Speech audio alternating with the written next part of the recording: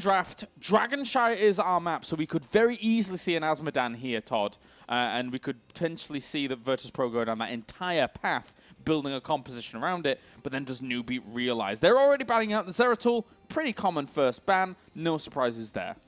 Yeah. If I guess Virtus.pro, I'm not sure actually, like, against Newbee, who do you ban, really? Like, do you ban somebody that's just generally strong that you're afraid they're going to pick? Because there is really not much to pick up from the previous game, as in, you know, what do they lack that's actually properly good? You know, they picked TL and Vala first. I don't think you ban these. So Virtus.pro just going to go for the same ban here as game number 1. They're going to go for the, I guess, standard Zagara ban. This is going to be very interesting. What does Newbee preference as a first pick Tyrael. when they have it? You think Tyrael? If they go Valor again, this is very, very interesting. Yeah. I think the best thing they could do here is still Jaina away from Virtus.pro because they're really good with it. And definitely. It's one of the better heroes here in the pool. But, I mean, I wouldn't be surprised if they pick something else, to be honest. They're really like, they're a wild card for me, you know? Yeah. As much as usually it's true for Virtus.pro, in the first game they were the ones that play a lot more straight up than anything. And Newbee were the ones that tried something a little bit unconventional with a comp that we hadn't seen since the alpha. Well, so maybe not. Does Newbee come into this? Ah, there we go. They do take the Jaina. That's good stuff by them to really start off with that. They learned quickly. Yes, they did. Does Newbee come into this top 4, this 4-man invitational then as the dark horse, as like the lowest seeded team? Yeah, so far it looks so for sure. Yeah, I think on paper we can definitely say that after seeing that first game in particular. Virtus.pro, they went into Uther and Abathur very quickly after the Jaina in the previous game. They might do something similar, at least with the Uther, because, I mean, Sefka on Uther is pretty damn good. But no, they go for Johanna. I figured it would be Johanna to start. And then Kael Thas, more AoE damage, taking away the idea of that coming along. But also, eventually, these two synergize really well with an Azmodan. I'm going to harp on it because you brought it up before. It's very powerful on this map. No reason Virtus.pro couldn't go for that. Yeah. And then it might actually just catch Newbee off for a loop because we don't know how common that kind of pick could be here in the Chinese scene. I feel like Virtus.pro, they're very good on Dragonshire in particular, right? By the way. Like, it fit their style super well. It was one of the maps, you know, that when they built their team, they were already screaming on a lot. I got to play against them at times, and I do think that this is one of their better maps. So it's going to be nice to see how well they can do here against the Newbee that they dominated in map number 1. So Newbee has 2 picks here now, Todd. If you are them and you have a Jaina already to hand, you're going up against a Johanna and a Kael Thas. Where do you go here, considering that the bans are about to come along and then Virtus.pro would have 2 picks? It depends how they want to build their composition, I think, you know? Like, if you want to, I guess, have like some good chain healer, you know, you save the Rhaegar for later. If you want to play something that will synergize very well with Uther, say, for example, in Illidan, you can go for that. I mean, they could try to just pick generally strong heroes like Muradin, you know, Sylvanas is available as well as one of the good assassins out there. Butcher actually is something that they banned in the previous game as second ban, so they might think that it's one of the better choices that you can make and maybe play themselves. But looking at the fact that they picked Malf, I wonder if they want to go for the Vikings maybe with this. I would love to see them go Tyrael now, actually. Right, all bias aside, I would love every game, Kadice. Like, it's okay. You don't mention it. My big 2 picks for them here would have been Malfurion and Tyrael, because if they do suspect something like an Azmodan composition coming out from their opponents, Tyrael is really good at denying stacks increasing early on in the game because of his shield and how it works out. Yeah. Malfurion is one of the best healers with Azmodan because of Moonburn at level 1. Yeah, but then if they pick Tyrael, they don't go Azmodan. And also remember, it's Virtus.pro. They invented Tyrael. Sure, but that's, true. But then, you know, you still have good, strong engage, especially when you've got a Jaina to be able to eventually follow up something like an engage from a Judgment. I really wonder if we might see some melee assassins here. With Zeratul being banned already, like Illidan still open, Butcher as well. Really running down the pool here, Todd. 9 seconds left.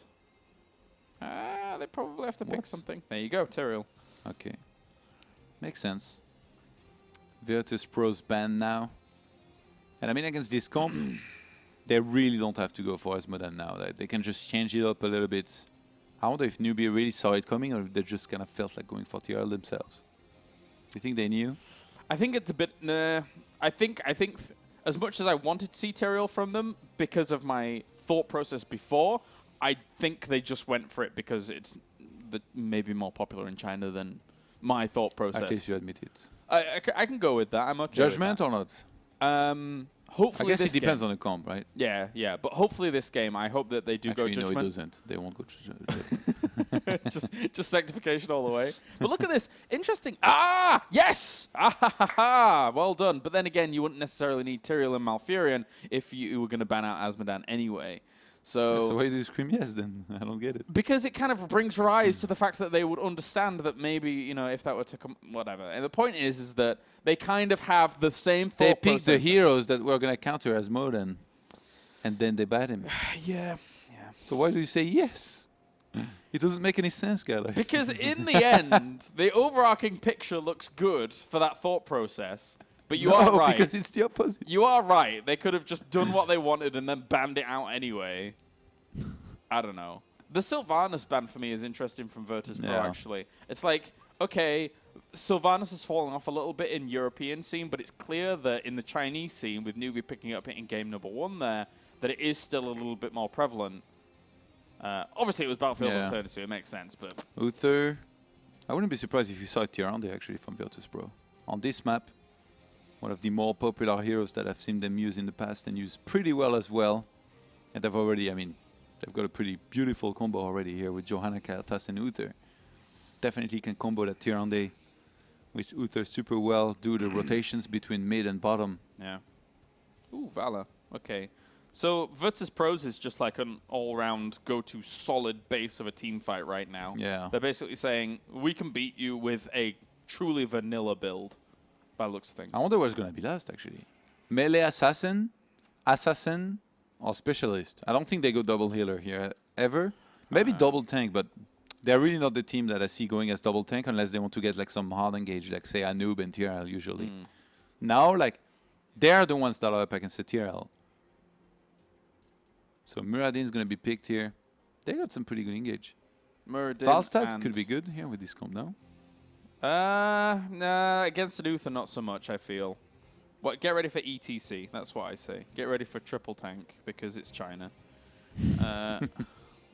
But the thing is that, yeah, I would, oftentimes... Oh, they did go full stat, I don't get it. Like, against an Uther, this is just going to be too easy for them to deal with, I feel. But, I mean, you called it. It does work and synergize very well with what they have right now.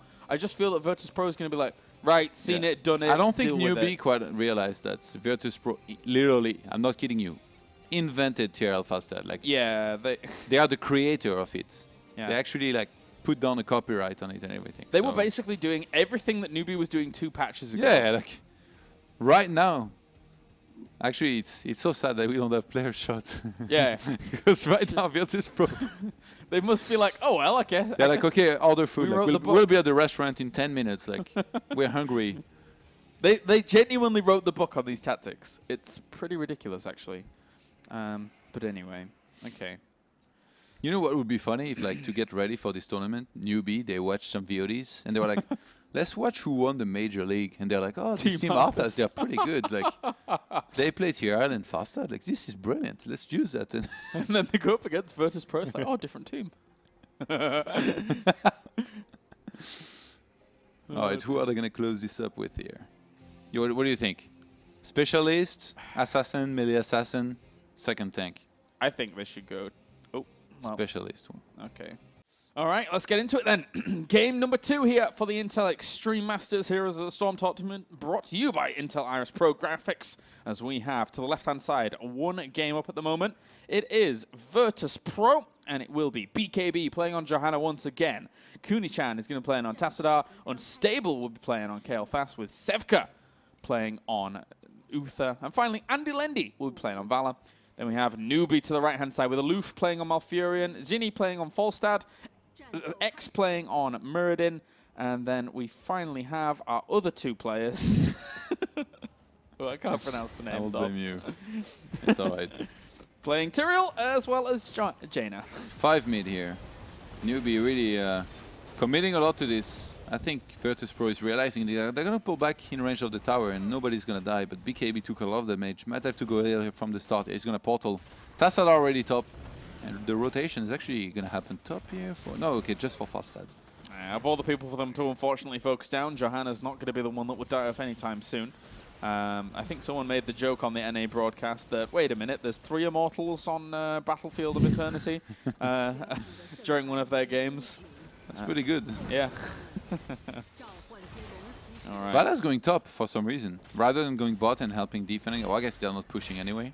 I think she might try to catch Fastad. Look at this. Setting up in the bush. Yeah. He's actually pretty low already. Yeah, he's very low, especially with the No, Hungering Arrow build. Please look up. Oh, very That was close. And Dilendi actually vaulted forward there to try and get a little bit more damage. So Moonburn's been taken here by Muradin. Sorry, Malfury. Oh, Johanna taking a lot of damage. Oh Barely gonna make it away. Immortal, man. Never gonna die. We'll see about that. And looks like into the Stormbolt build here for Muradin. Not really having to deal with Reverberation and the Thunderclap build because there's just really not that much to deal with. Getting caught here. Interesting that we actually see Conjurer's Pursuit here from the Jaina. No doubt level 4 might be into the storm, Snowstorm as well to give himself that bigger blizzard. So he's not incurring that much mana problems with Conjurer's Pursuit over Arcane Intellect going for level 4. Yeah, Shrine-wise, Virtus.pro were doing okay, but then Newbee got both here for a moment. And so far, experience-wise, it's also very equal. Tassadar kind of getting demolished here by Fastad. Gonna have to be a little bit more patient. Yeah, they've got bottom, but then Newbee has top. Still gonna take a little bit longer before we can see who can start really making a difference here with the shrines. Healing ward for Tassadar. All right. Just providing a little bit more sustain. They really want to have a lot of sustain against this comp. Yeah. I can't blame them. I mean, TRL Fastad can be pretty scary. And into the Boundless Conviction again for Uther and Sefka, so really preferring this build, not really relying on the Protective Shield. I guess if you think about it, if you do hit multiple people, and if you give Holy Radiance extra width and extra range, then you are more likely to hit multiple people. It's actually doing a whole lot more than a Protective Shield ever would because you're hitting multiple targets. So it does make sense in the end with the change to the Protective Shield of being like a percentage-based play. I really like what Virtus.pro did with sending Johanna top to soak up until Tassadar was going to be able to come back because he was out of mana. He couldn't tap well here for quite some time, so Fastad's going to fly back up. So far damage was nothing special. Fastad's got some good hero damage. Vala as well. And at the bottom is really where most of the fighting's happening, but Virtus.pro only having Uther there right now. Have to play pretty passive. The rotations mid is going to happen here. We could have a first blood in a second. Actually, it already happened. Yeah. So second blood. And the fight's happening. The fight is happening. Oh my god! Give us what we need. Okay. Okay. So I'm gonna start flipping tables, like Unicorn said in the chat. If this observing continues, Skylar. So the interesting thing for me with these two lineups, how they play out, is that not only do we have a gathering power for KO Thas, which has become a little bit less common recently, but we also have a gathering power on the side here of Falstad. Yeah. So one of these teams, depending on who gets the first early kills, is going to be able to really gain a lot of traction. This is a good move in here by Newbee to pick up an Uther kill. Great roots as well there for them to be able to start things off. And a better start than game number 1, that's for sure. Yeah, gonna equalize the kill score here. And experience about even. Oh dear, oh god. Ooh, well, that was a bit scrappy and crazy all over the place in the end. They don't seem to do well in most of those fights. You see this, like, they got quite demolished there. Yeah, Falstack got himself a kill, a solo kill on Tassadar up towards the top, so a misplay there by Virtus.pro. There's almost no reasons why they should be able to get him, but gets himself the Dragon Knight just off the back. The Ice Lance doesn't connect in time, and Unstable will be able to put on some pressure here and try and get himself some towers. Fastad was taking his sweet time to recap that. It was kind of staying on the lane here for some time, and Virtus.pro, they definitely capitalize on that here. They're going to get the entire mid wall. Not the second tower, sadly, but I mean, with how low it is, shouldn't be a problem to finish it here a little bit later on. And they pull just a little bit ahead here, experience-wise, which is always nice. There is a fight happening at the bottom. Still keeping the threat of the Dragon Knight real, pulling back and making sure that they have to commit at least more than one person to that. It's 3-on-2 at the bottom here for Virtus.pro. Exactly, because they have to commit the 2 in the mid because the Dragon Knight's still active. So it's a good point that you bring up with it being a 3-for-2 down to the bottom. Yeah, too bad we can't see the fight. But yeah. We'll get there eventually. It wasn't really a fight anyway, I guess. They were just there like kind of pushing, but slowly, and got pushed back. Oh, they're going for the easy camp. I really like this. With the Drake being down, usually, you know, you can easily rotate for these camps, get them. And since Virtus.pro, they are much closer to level 10 here, they're going to be able to secure that in a second. The best move they can do here at the bottom, I think, is secure their own easy camp and then go for the opponents and try and contest it. But they are taking a very long time to clear that with Uther and Vala. And Joanna portal back home, so I guess it's not going to happen. Yeah, that would have been a kill had level 4 been Netherwind from Kael'thas there. So didn't manage to reach there with his gravity lapse. Everything that's Newbee is doing feels old school, not just the draft, but like, you know, talents. Yeah.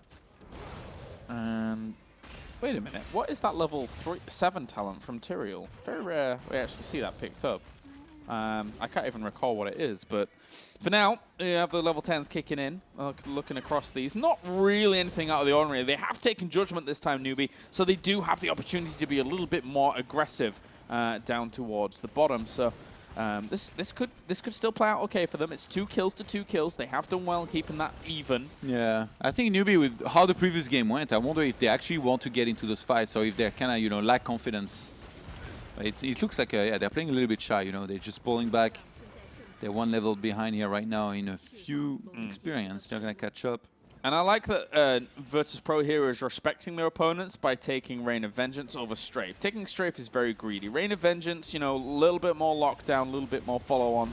As we will see the Judgment come in there from the Hinterlands Blast as well. But actually throwing down the Divine Shield onto Kael'thas is going to be able to save his life. And they should be able to turn that around from that point on. Archon doing a lot of damage. They were able to pick up themselves the Valor kill, though. Really good movement here by Newbee, actually, to then loop around, get themselves onto the Kael'thas once again. Tassadar's going to fall. Newbee takes a brilliant fight here, despite not getting the full kill with the explosive power of Judgment and Hinterlands Blast. They kill off a good 4 for 0.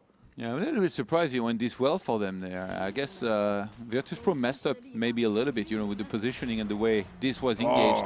And in the end, okay, that's an ambitious move out here.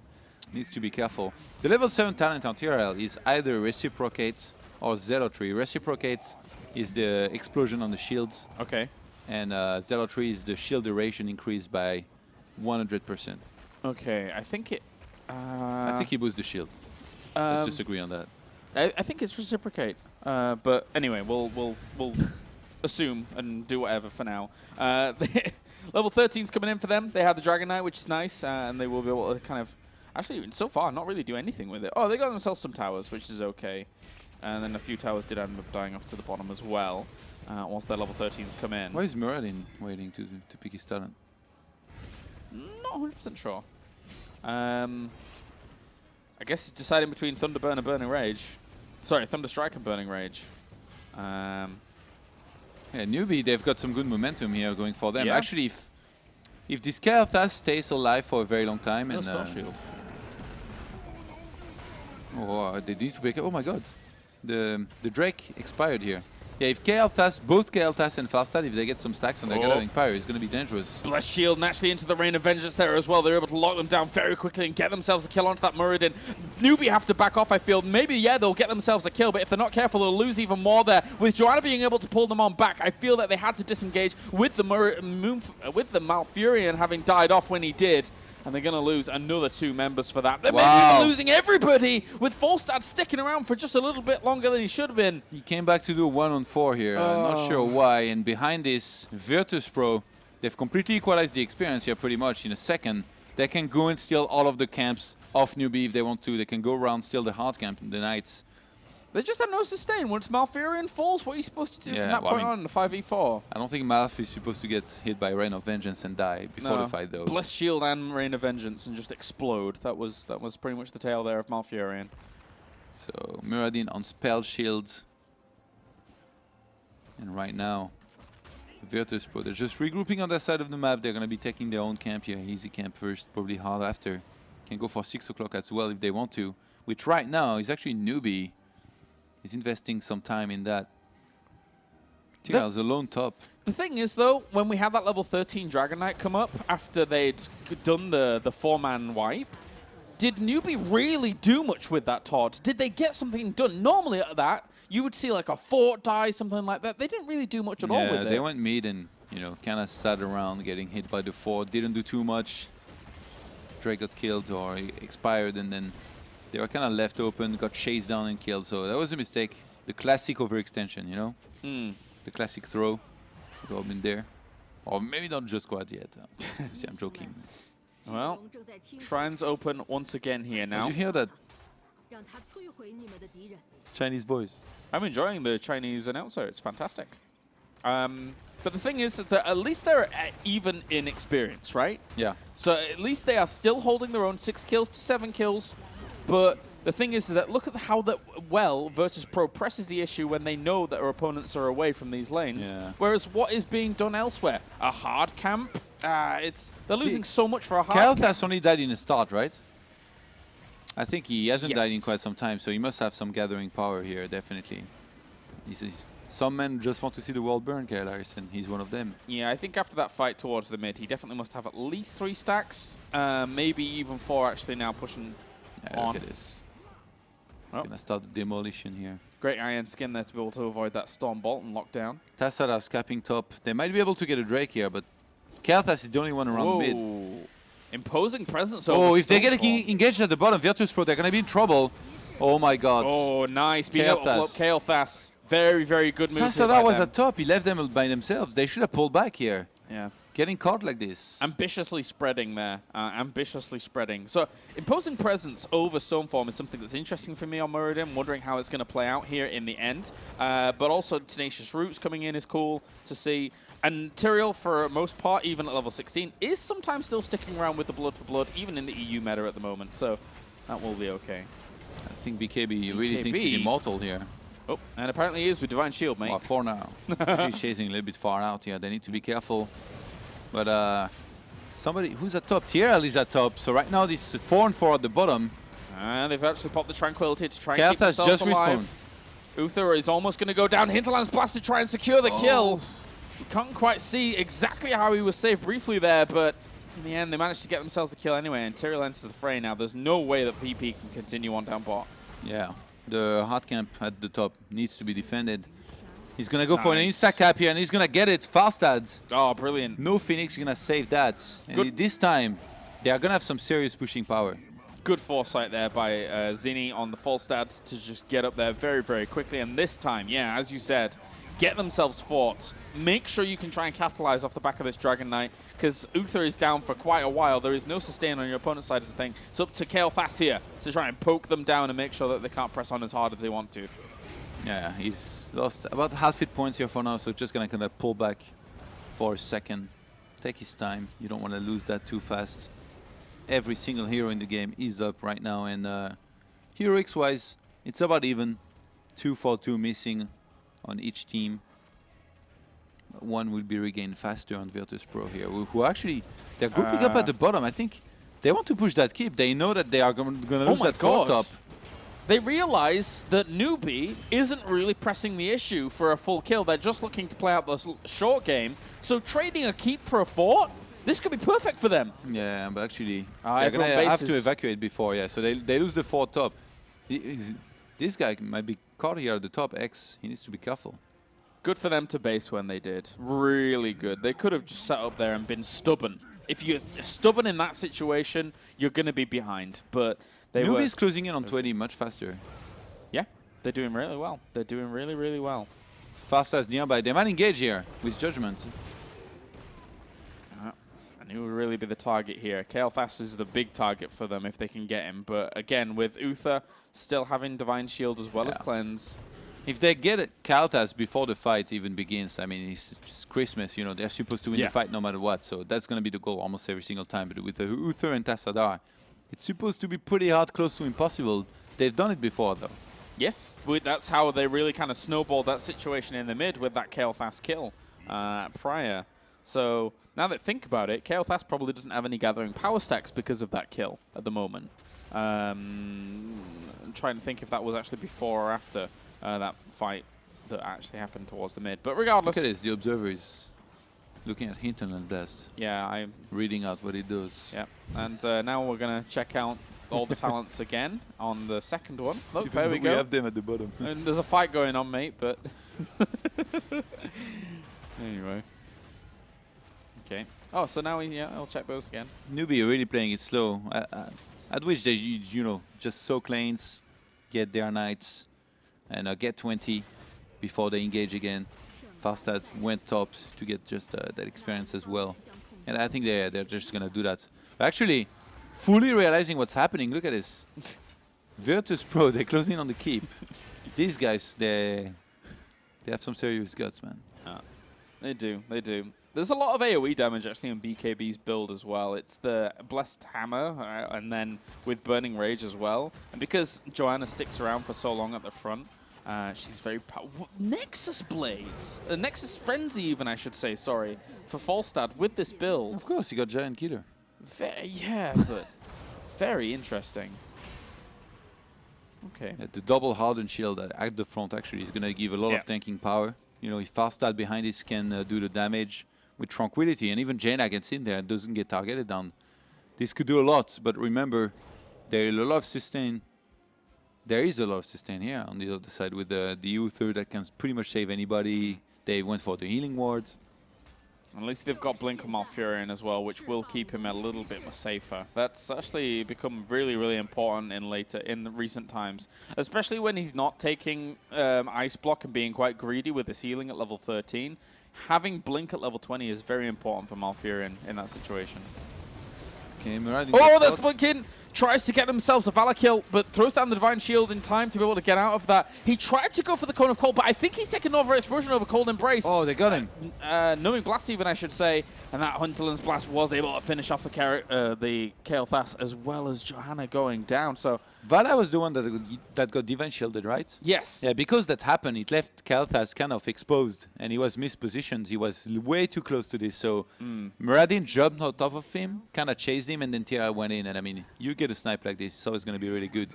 And Newbee, they're looking to try and equalize the score here. They haven't killed any keep yet, but with the long timers here on both Kael'thas and Johanna, they might be able to get one.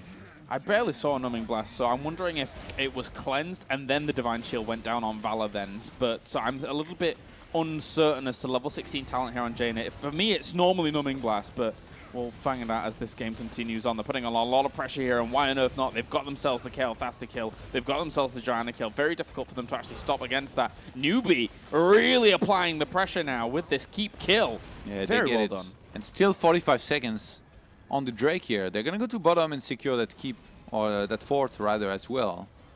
Quite easily, too. Storm Shield by the way on Johanna. Yes, that's a good point, actually. Let's see how this is going to play on out now, as VP is moving in pretty aggressively into this position. Twilight Archon has been popped down to the right-hand side, but going so low already. Plus Shield was able to buy quite a bit of time. They got just onto him, but still shields remain. Divine Shield is on Archon at the front here, and they're still not able to kill off too much. Pushes on back Valor and manages to get the kill. Newbee's going to be able to wipe the floor here with Virtus.pro, who went quite far. And they committed so much to the Archon that I don't think it was worth it for only one kill. That was Zinni, actually, on the Farstad here that got saved so closely here by the judgment from TRL. That was crazy. He was one hit away from dying, getting chased by Tassadar, and Tassadar was completely in the middle of the entire opposite composition. They're trying to hold on. They're going to have to do something about this. Muradin's going to take a lot of damage, and they won't be able to finish core just yet. Newbee getting a little bit over-eager with that. Against the Kael'thas can be difficult, but they're just going to fall back, take the easy camp. But this isn't over yet. Virtus.pro being able to thwart that aggression at the core, we've seen them recover from crazier situations. They're still down one keep. It's 14 kills to 7, so definitely going to be hard in coming back. They need to start winning fights. They've been struggling in those fights, you know. When we were talking about the drafts, you said it's going to be really hard to make this Farstad composition work. But so far, I guess probably through Virtus.pro's mistake, because there's been quite a few of them. Yeah. It's been possible. Yeah, they've been in slightly odd situations. I mean, even that fight just then, with the way in which Tassadar was trying to flank, I understand the reason to flank, but with no follow-up and just committing so much to Tassadar alone, it's not. It didn't work out. The entire team wasn't there to be able to put on the pressure with Tassadar. Look, there is the Christmas tree.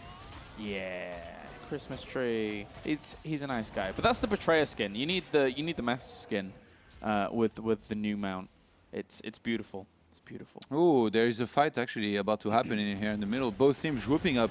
Johanna gets caught but doesn't really care. I guess it's Johanna.